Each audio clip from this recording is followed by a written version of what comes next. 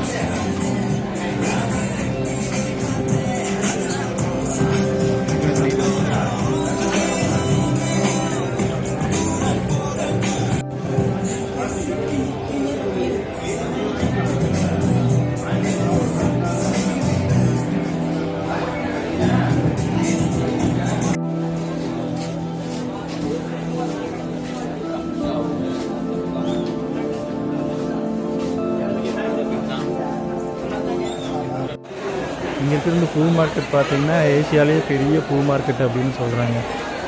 இந்தியாவோட பல பகுதிகளுக்கும் இங்கேருந்து பூவை எக்ஸ்போர்ட் பண்ணுறாங்க.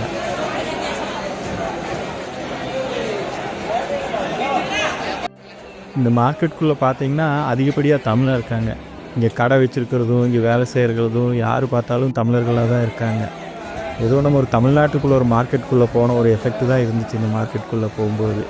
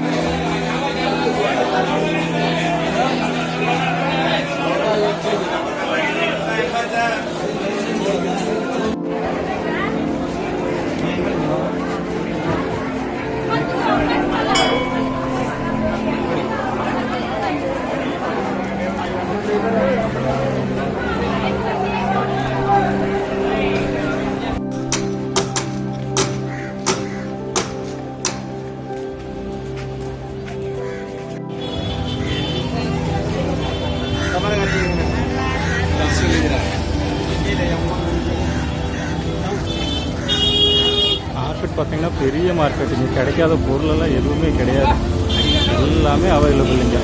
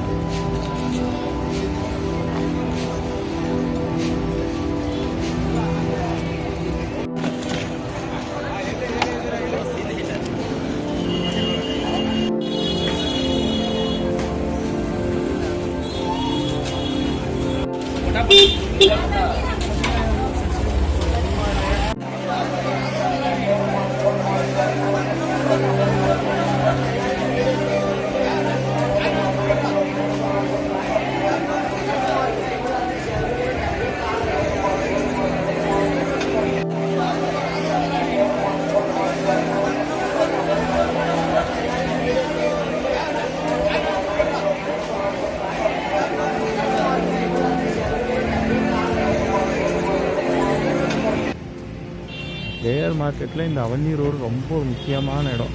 இங்கே யூஸ்ட் புக்ஸ் எல்லாமே நமக்கு கிடைக்கும். Medical, engineering, science, story books, entertainment என்ன புக்கு வேணாலும் இங்கே கிடைக்கும். அதுவும் நம்ம கம்மி விலைக்கே பேசி வாங்கிக்கலாம் இங்கே. ஆனால் புக்கு வாங்கும்போது ஒன்று நம்ம கவனிக்கணும், எல்லா பேஜஸும் கரெக்டாக இருக்கா அப்படின்னு நம்ம ஒன்ஸ் செக் பண்ணி வாங்குறது நல்லது.